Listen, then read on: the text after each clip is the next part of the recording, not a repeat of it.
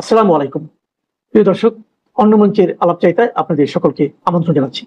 শেখ হাসিনা দেশে ফেরার আগে আমি বলেছিলাম যে 2 মাসের মধ্যে সব হাওয়া হয়ে যাবে। এই 1 জুন একটা চ্যানেলে আমি বলেছিলাম। তা এখন পলায়ন শুরু। প্রথম পলায়নটা কে করলো? সৈয়দ রেজওয়ানা হক। তিনি মঙ্গলবার দিন অস্ট্রেলিয়ার উদ্দেশ্যে পাড়ি দিয়েছেন। তারপরে গতকাল রাতে 9টা 10-এ একেবারে বউ বাচ্চা নিয়ে মুস্তাফা সারোয়ার ফারুকী তিনি BG-139 ফ্লাইটে উঠে তিনি তুরস্ক হয়ে তিনি যাবেন বোধহয় সুইজারল্যান্ড।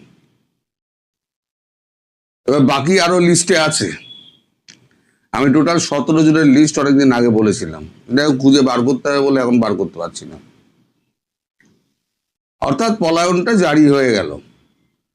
এবার ধীরে ধীরে দেখবেন রোজ একটা দুটো করে পুটপাট কেটে পড়ছে। আমি সেই চ্যানেলে আমি বলেছিলাম যে আপনি লিখে রেখে দিন আজকে 1 জুন, 2 মাসের মধ্যে সব পালিয়ে যাবে। 2 তারিখে আপনি আমাকে ধরবেন। তো মানে 2 মাস বাদে 2 তারিখে।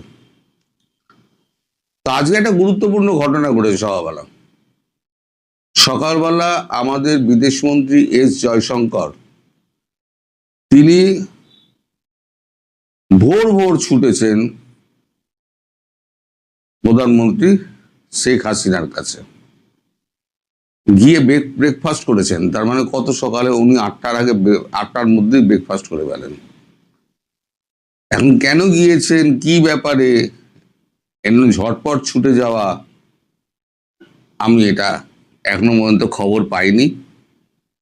আমার এমনি খবর করতে বসতে দেরি হয়ে গেল, দাড়ি ফাড়ি কিছুই কাটা হয়নি। আপনারা চেনা মানুষ, চেনা মাউনেরা বইতে কি দরকার, তাই এই দাড়ি থাকা অবস্থাতেই আপনাদের সামনে চলে এলাম। তা আরো কিছু ডেভেলপমেন্ট আছে। যেমন শেখ হাসিনা ঘরে ফেরার আগে তিনি বহু কাজ করছেন। তিনি গতকালকে, আমি একদিনের রুটিন বলছি, গতকালকে তিনি 6টা দেশের উচ্চপদস্থ নেতাদের সঙ্গে তিনি ভার্চুয়ালি বৈঠক করেছেন। দেশের মধ্যে 16টি সংসদীয় আসনের যারা লোক রয়েছে তাদের সঙ্গে অনলাইনে বৈঠক করেছেন। এছাড়া মেলের উত্তর দিয়েছেন 7টি, SMS এর উত্তর দিয়েছেন 926টি। তার মানে এটা হচ্ছে তার একদিনের কার্যক্রম। আপনারা যারা বলেন না শেখ হাসিনার এত বয়স হয়েছে, এই কাজটা বোধহয় আমরাও করতে পারবো না। আমাদের যদি বলা হয় এই কাজটা তুমি করো একদিনের মধ্যে, আমি একদিনের মধ্যে কাজ করতে পারবো না। কারণ 6টা দেশের সঙ্গে সমানভাবে তাল মিলিয়ে তিনি কথা বলে গিয়েছেন। কূটনৈতিক পরিভাষায় যাকে বলা হয় সতর্ক হয়ে কথা বলা, ওয়ার্ড মেপে, শব্দ ঢুন্ডে, সঠিক শব্দ চয়ন করে এই মিটিংগুলো করা, সেগুলো অত্যন্ত দুরূহ কাজ যখন তার কাছে কোনো দোভাষী বা তাকে হেল্প করার কেউ নেই। তিনি একাই 100। আরো কিছু ঘটনা ঘটছে। এখন জয়শঙ্করজি কেন গেছেন সেটা আমার কাছে এখনো পর্যন্ত পরিষ্কার নয়। আমি হয়তো সন্ধ্যেবেলার দিকে খবরটা পাবো, যতক্ষণ না পর্যন্ত উনি সাউথ ব্লক থেকে ওখান থেকে বেরোবেন আমি এই খবর পাবো না। তবে শেখ হাসিনা খুব দ্রুততম সময়ের মধ্যে ফিরছেন এবং ফেরার আগে যে কাজগুলো করার সেই কাজগুলো উনি এখন করে যাচ্ছেন। আর ভেতরে এই যে তোফায়েল সাহেব মরহুম মারা গেলেন, উনি তাকে অন্তিম শয়ন করার পর এই যে হঠাৎ করে এত বড় মিছিল হলো, এত মাইক লাগানো হলো, এত পতাকা লাগানো হলো, এই দিনহীন লোকেরা টাকা পেল থেকে? একবার আপনাদের মনে প্রশ্ন জাগে না? টাকা পেল থেকে? কারাই অর্গানাইজটা করেছে? কেউ তো অর্গানাইজ করেছে। 1 লাখ লোক যদি হয়, কেউ তো অর্গানাইজ করেছে। লম্বা করে একবার মাইক লাগানো, তারপরে তো ওই মিছিল, মশাল নিয়ে মিছিল, এগুলোর জন্য তো একটা মানে বেস তৈরি করার ব্যাপার থাকে। তাহলে বেসটা তৈরি করলো কে আর অর্থ দিল কে? আমি বহুদিন আগে বলেছিলাম যে ভারতবর্ষ বেশ কিছু অর্থ দিয়েছে, বহুদিন আগে বলেছিলাম। এখন আমাদের ওখানে যে সমস্ত অ্যাসেট রয়েছেন, তারা এখন তেড়ে ফুড়ে কাজ করছেন, একেবারে ঘর বাড়ি মানে একদম ঝাড় দিয়ে সব পরিষ্কার করার জন্য। ওদিকে খলিলুর রহমান, তিনি ওখান থেকে ফিরে এসে, হেগ থেকে ফিরে এসে, তিনি গদগদ হয়ে তারেক রহমানের সামনে গিয়ে বলেছেন, আমি বিশ্ব জয় করে এসেছি। তারেক রহমান ওনাকে বলেছেন, আপনি বিশ্ব জয় করেছেন না ঘোড়ার ডিম করেছেন? আপনি কোনো দেশের সঙ্গে একটা আমার বৈঠকের একটা অ্যারেঞ্জমেন্ট করতে পারছেন না, না ভারতের সঙ্গে, না চীনের সঙ্গে, না রাশিয়ার সঙ্গে, না পার্শ্ববর্তী কোনো দেশের সঙ্গে, না মায়ানমারের সঙ্গে। ভারতীয় বিদেশ মন্ত্রীকে দেখুন আর আপনাকে দেখুন, আপনি এসে আমার বিশ্বজয়ের কথা আমায় শোনাবেন না। খলিল তো মুখ চুপ করে চলে গিয়েছে, আর খলিল ফিরে তাকায়নি। এখন আপনারা অপেক্ষা করুন। আমি তো প্রথম বলি যে শেখ হাসিনা প্রধানমন্ত্রী হয়েই ফিরবেন এবং যথাসময়ে ফিরবেন। আমি বলেছি 2 মাস, 2 মাসের মধ্যেই উনি ফিরবেন। তার প্রেক্ষাপট একদম তৈরি হয়ে গিয়েছে। যত শীঘ্র সম্ভব ভারতবর্ষে কাজ টাজ গুটিয়ে দিয়ে তিনি দেশের উদ্দেশ্যেই রওনা হবেন। আর একটা কথা আমি বলেছিলাম, আপনাদের দেশের সেনাবাহিনী প্লেন দিয়ে ভারতবর্ষে পাঠিয়েছিল, আপনাদের দেশের সেনাবাহিনী কিন্তু প্লেন নিয়ে এসে তাকে উড়িয়ে নিয়ে গিয়ে ঢাকা বিমানবন্দরে নেওয়া হবে। এবার সেটা সত্যি হয় কি মিথ্যে হয়, সেটা ভবিষ্যৎ বলবে। আমি দেখুন, ভবিষ্যৎ দ্রষ্টা তো আমি নই। আমি যেরকম খবর পাই সেই খবরগুলোকে বিশ্লেষণ করে আপনাদের সামনে বলি। যেমন এই 2 জন পালিয়ে গেছে, এই খলিলুর এসে দেখা করেছে, শেখ হাসিনা এতজনের সঙ্গে কথা বলেছেন, এত SMS করেছেন, এত লোকের সঙ্গে কথা বলেছেন, সংসদীয় 16টি আসনের নেতাদের সঙ্গে কথা বলেছেন, সঙ্গীত সাহিত্যের সঙ্গে কথা বলেছেন। আমি যে খবরগুলো পাই সেই খবরগুলোই তো বলি। এখন এই যে খবরটা আমি নিজে থেকে বলছি না, যেটা হচ্ছে আমি সেনাবাহিনীর সূত্র থেকে পেয়েছি, মিলিটারি ইন্টেলিজেন্স থেকে, যে তাকে বাংলাদেশের বিমান বাহিনী নিয়ে এসেছিল। এবার বাংলাদেশের বিমান বাহিনী তাকে নিয়ে আবার ওখানে পৌঁছে দেবে। তা আমার কথা মেলে কি মেলে না, ভবিষ্যতে মিলিয়ে নেবেন। আর পলায়ন যেটা শুরু হলো, সেই পলায়নটা আরো জারি থাকবে। এটা সবে শুরু, কলির সন্ধে যাকে বলে। এবার দেখুন, আগে আগে দেখিয়ে হোতা হ্যায় ক্যা জনাব, খেলা জম গিয়া। হ্যাঁ, হিন্দিতে বলে, বাংলায় বলে খেলা জমে ক্ষীর। আপনাদের হচ্ছে খেলা জমে ক্ষীর। এখন জানতে হবে শেখ হাসিনার সঙ্গে জয়শঙ্করের কি এমন কথা হলো যে তিনি তড়িঘড়ি সেখানে দৌড়ালেন।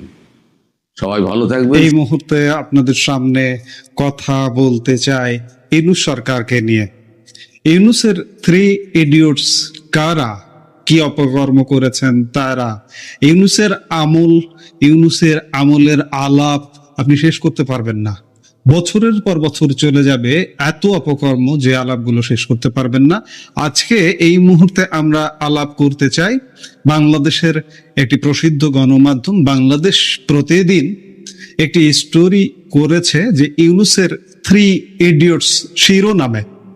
সেই স্টোরির আলোকে আমরা এই মুহূর্তে ইউনূসের 3 ইডিয়টসের কাহিনী, অপকর্ম আপনাদের সামনে তুলে ধরতে চাই। আমির খানের কালজয়ী সিনেমা 3 ইডিয়টস এর কথা মনে আছে আপনাদের? ওই সিনেমায় 3 মেধাবীর বিশ্ববিদ্যালয় জীবনে নানা ঘটনার মাধ্যমে শিক্ষার আসল লক্ষ্য তুলে ধরা হয়েছিল। সিনেমাটির 3 শিক্ষার্থীর দুষ্টুমি ছিল একেবারে নির্দোষ, কিন্তু ইউনূস সরকারের আমলে 3 ইডিয়টস হিসেবে পরিচিত পাওয়া 3 উপদেষ্টার দুষ্টুমি ছিল অত্যন্ত ভয়ঙ্কর। তাদের ষড়যন্ত্র এবং প্রকাশ্য অপ্রকাশ্য স্বেচ্ছাচারিতার শিকার হয়েছিল পুরো বাংলাদেশের কোটি কোটি মানুষ। ইউনূসের সবচেয়ে বিশ্বস্ত ও আস্থাভাজন হিসেবে পরিচিত এই 3 জনের অপকর্মের কারণে বাংলাদেশ পিছিয়ে গেছে বহু বছর। সিনেমার 3 ইডিয়টসকে শাসন করতেন শিক্ষা প্রতিষ্ঠানের প্রধান, কিন্তু অন্তর্বর্তী সরকারের 3 ইডিয়টসকে লালন পালন করতেন স্বয়ং প্রধান উপদেষ্টা ডক্টর মোহাম্মদ ইউনূস। অনুসন্ধানে দেখা যায় ইউনূস সরকারের আমলে যত অপকর্ম হয়েছে তার সবগুলোর সঙ্গে জড়িত ছিলেন এই 3 উপদেষ্টা। ডক্টর ইউনূসের প্রধান লক্ষ্য ছিল নিজের স্বার্থ উদ্ধার করা। ইউনূস 1.5 বছরে যেখানে পেরেছেন সেখানেই সুযোগ সুবিধা নিয়েছেন। নিজের মামলা প্রত্যাহার, কর মওকুফ সহ সব মামলা থেকে মুক্তি আদায় করেছেন তিনি। এমনকি বিশ্ববিদ্যালয় থেকে শুরু করে জনশক্তি রপ্তানির লাইসেন্স পর্যন্ত হাতিয়ে নিয়েছেন। তার এই অবাধ স্বজন প্রীতির জন্য দেশে এক বিশৃঙ্খল পরিবেশ সৃষ্টি করার দরকার ছিল, আর সেই পরিবেশ সৃষ্টিতে মুখ্য ভূমিকা পালন করেছেন এই 3 উপদেষ্টা। এরা শুধু ইউনূসকেই অবাধে লুণ্ঠন করার সুযোগ করে দেননি, নিজেরাও করেছেন সীমাহীন লুটপাট। ইউনূস এবং তার 3 ইডিয়টের মূল লক্ষ্য ছিল দীর্ঘদিন ক্ষমতায় থাকা। এই 3 দুষ্ট কোকিল শেষ মুহূর্ত পর্যন্ত নির্বাচন বানচালের চেষ্টা করেছিলেন। এদের বিভিন্ন অপকর্মের সহযোগী হিসেবে আরো কয়েকজন উপদেষ্টা যুক্ত ছিলেন, কিন্তু ইউনূস সরকারের মূল চালিকা শক্তি ছিলেন এই 3 উপদেষ্টা। চলুন এবার জেনে নেওয়া যাক কারা এই 3 উপদেষ্টা। মজার ব্যাপার হলো এই 3 উপদেষ্টায় ঢাকা বিশ্ববিদ্যালয়ের আইন বিভাগের প্রাক্তন শিক্ষার্থী। এদের মধ্যে আদিলুর রহমান সবচেয়ে সিনিয়র হলেও ইউনূসের উপদেষ্টা পরিষদের সবচেয়ে গুরুত্বপূর্ণ ভূমিকা পালন করেছেন আসিফ নজরুল। আসিফ নজরুল ছিলেন অন্তর্বর্তী সরকারে ইউনূসের পরই সবচেয়ে ক্ষমতাবান ব্যক্তি। বৈষম্য বিরোধী ছাত্র আন্দোলনের সঙ্গে যুক্ত একাধিক ছাত্র নেতার সঙ্গে কথা বলে বাংলাদেশ প্রতিদিন জানতে পেরেছে আসিফ নজরুল নিজেই প্রধান উপদেষ্টা হতে চেয়েছিলেন। এই প্রস্তাব 2024 সালের 5 আগস্ট সেনা সদরের বৈঠকে উত্থাপন করা হয়েছিল, কিন্তু ছাত্র নেতারা শেষ পর্যন্ত ডক্টর ইউনূসকে প্রধান উপদেষ্টা করার ব্যাপারে অনড় থাকায় আসিফ নজরুলের সেই স্বপ্ন ভঙ্গ হয়। আসিফ নজরুল যখন বুঝতে পারেন ইউনূসই হচ্ছেন প্রধান উপদেষ্টা, তখন তিনি উপদেষ্টা মণ্ডলীতে নিজের পছন্দের লোকদের ঢোকাতে মরিয়া হয়ে চেষ্টা করেন এবং তিনি সফল হন। আসিফ মাহমুদ সজীব ভুঁইয়া এবং মাহফুজ আলম বিভিন্ন সময় জানিয়েছেন যে 5ই আগস্ট বঙ্গভবনের বৈঠকের পর কয়েকজন ছাত্র নেতাকে নিয়ে আসিফ নজরুল তার বিশ্ববিদ্যালয়ের বাসভবনে রাতভর বৈঠক করেন। এই বৈঠকেই আসিফ নজরুল উপদেষ্টা পরিষদে আদিলুর রহমান ও রিজওয়ানা হাসানের নাম অন্তর্ভুক্ত করেন। ইউনূস দেশে ফেরার পর আসিফ নজরুল তাকে বুঝিয়ে দেন যে ছাত্ররা সম্পূর্ণ তার হাতের মুঠোয়। এ কারণে ইউনূস তার সঙ্গে এক প্রকার সমঝোতা করতে বাধ্য হন। আসিফ নজরুল অত্যন্ত ধুরন্ধর প্রকৃতির একজন মানুষ। আপনারা জানেন সারা জীবনে তিনি পোল্টিবাজিতে সিদ্ধ হস্ত, তিনি খুব ভালো করেই জানতেন ইউনূস কি চান। এই জন্য আসিফ নজরুল প্রথমেই ইউনূসের মামলা প্রত্যাহারের উদ্যোগ নেন। অনুসন্ধানে দেখা যায় ইউনূসের মামলা প্রত্যাহারে সরাসরি বিচার বিভাগে হস্তক্ষেপ করেন আসিফ নজরুল। উচ্চ আদালতের একাধিক বিচারপতিকে ভয়ভীতি প্রদর্শনের অভিযোগ রয়েছে সাবেক এই আইন উপদেষ্টার বিরুদ্ধে। আসিফ নজরুল শিক্ষার্থীদের দিয়ে মব করিয়ে সুপ্রিম কোর্টের আপিল বিভাগের সব বিচারপতিকে একযোগে পদত্যাগে বাধ্য করেন। একাধিক আইনজীবী মনে করেন বাংলাদেশের সুপ্রিম কোর্টের ইতিহাসে এটি একটি নজিরবিহীন ও কলঙ্কজনক ঘটনা। এই বাজে দৃষ্টান্ত ভবিষ্যতে বাংলাদেশের বিচার বিভাগের স্বাধীনতার ওপর ব্যাপক নেতিবাচক প্রভাব ফেলবে বলে মনে করেন আইন বিশেষজ্ঞরা। প্রধান বিচারপতি নিয়োগেও আসিফ নজরুল সীমাহীন ক্ষমতার অপব্যবহার করেন। সংশ্লিষ্টরা মনে করেন আসিফ নজরুল বিচার বিভাগের যে ক্ষতি করেছেন তা অতীতে কেউ করেনি। ইউনূস সরকারের 1.5 বছর বিচার বিভাগ চলেছে আসিফ নজরুলের একক কর্তৃত্বে। বিচারকদের ভয়ভীতি প্রদর্শন করে এই আইন উপদেষ্টা তার ইচ্ছা অনুযায়ী আদেশ ও রায় দিতে বাধ্য করেছেন। বিচারক নিয়োগ থেকে শুরু করে সরকারি আইনজীবী নিয়োগ, প্রতিটি ক্ষেত্রে কোটি কোটি টাকার দুর্নীতির অভিযোগ রয়েছে আসিফ নজরুলের বিরুদ্ধে। বাংলাদেশের বিচার বিভাগ ধ্বংসের জন্য ইতিহাসে আসিফ নজরুল চিরকাল একটি কলঙ্কিত নাম হয়ে থাকবেন। আসিফ নজরুল জোর করেই প্রবাসী কল্যাণ মন্ত্রণালয়ের দায়িত্ব নিয়েছেন বলে একাধিক সূত্র নিশ্চিত করেছে। এই মন্ত্রণালয়ের দায়িত্ব নেওয়ার মাধ্যমে তিনি লুটপাটের এক নতুন ভান্ডার খুলে ফেলেন।